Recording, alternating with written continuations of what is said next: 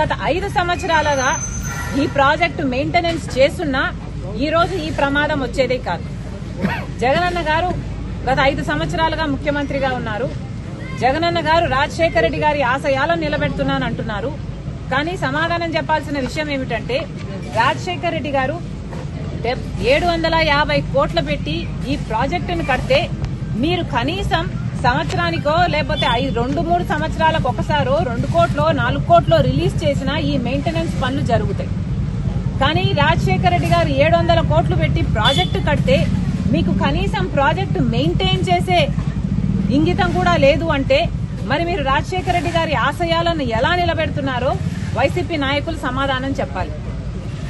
రాజశేఖర రెడ్డి గారు ఎంతో చిత్తశుద్దిగా జలయజ్ఞం తలపెడితే ఈ ప్రాజెక్టు సాధ్యమైంది. 1,00,000 ఎకరాలకు నీళ్లిస్తున్నది.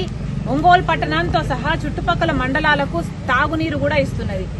మీ పుణ్యమా అని ఈరోజు ఇంతమంది మంత్రులు ఎమ్మెల్యేలు వీళ్ళందరూ ఉన్నారు. ఇక్కడ సంబంధిత మంత్రి అయితే సంక్రాంతి డాన్సులు చేస్తాడంట తప్ప పని చేయడట.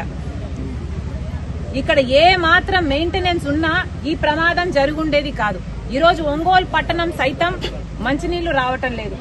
ఇక్కడ ఉన్న నాయకులు చెప్పిన మాట ప్రతిరోజు నీళ్లు ఇస్తామన్నారు. ఒంగోలు పట్టణానికి ఒక రోజు ఇచ్చింది లేదు. ఈరోజు కనీసం 2-3 రోజులకు ఒకసారి కూడా నీళ్లు రావట్లేదు. తాగడానికి నేను చెప్తున్నది తాగే నీళ్లు మంచి నీళ్ల కోసం కూడా ఇక్కట్లు పడుతున్నారు. మరి ఈ పాపం అంతా వైసీపీది కాదా, ముఖ్యమంత్రి గారిది కాదా?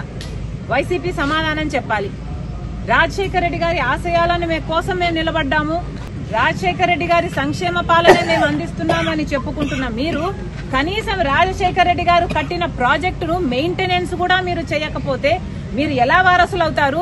మీరు ఎలా రాజశేఖర రెడ్డి గారి ఆశయాలు నిలబెడతారో మాకైతే అర్థం కావటం లేదు. ఇప్పటికైనా వెంటనే ఏదైనా చేయకపోతే ఈ ప్రాజెక్టు మొత్తము కూలిపోయే ప్రమాదం ఉంది అని ఎస్సీ గారు ఎప్పటి నుంచో మేము 2020 నుంచి అడుగుతున్నాము. మరమ్మతులు చేయాల్సిన అవసరం ఉంది అని ప్రతి సంవత్సరము అడుగుతున్నాము.